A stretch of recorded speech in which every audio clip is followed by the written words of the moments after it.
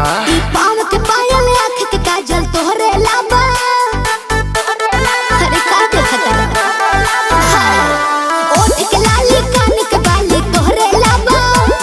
ई पाँव के पायल आँख के काजल तोहरे लाबा। अरे जानू जानू कही के दिलवा भइल बाबे कहबू। नीली नीली अखियाँ से कोई देलू जादू। लागता कि साचो मर जाई आजू। नीली नीली अखियाँ से कोई देलू जादू। लागता कि साचो मर जाई आजू।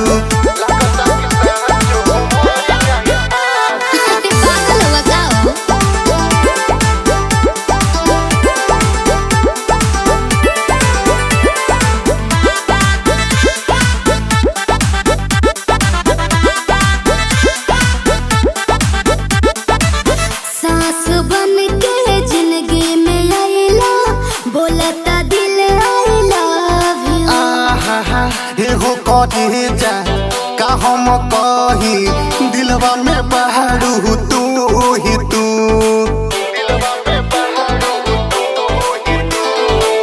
सास बन के जिंदगी में आइला बोलता दिल आइला। हो कहे जा का हम कही दिलवा में बहारू तू ही तू।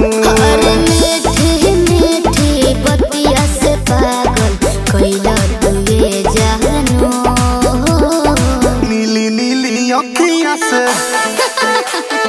कोई देलू जादू। लागता कि साचो मर जाई आजू। नीली नीली अखियाँ से कोई देलू जादू। लागता कि साचो मर जाई आजू।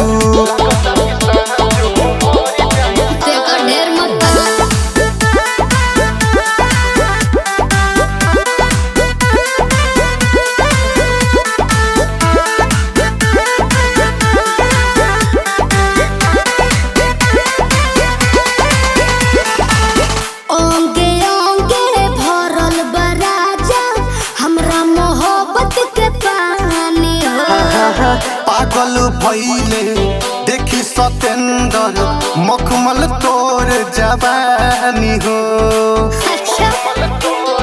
ये कैसे हो? ओंगे ओंगे भरल बराजा हमरा मोहब्बत के पानी। पागल भइले देखी सतेंदर मखमल तोर जवानी हो।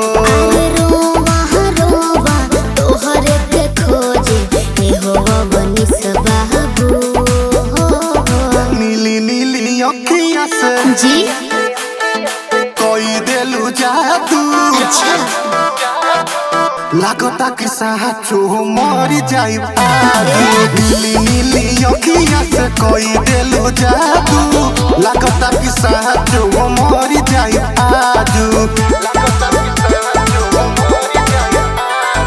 ऐसे ना बोला। नीली नीली अखियाँ से कोई देलू जादू। लागता कि साचो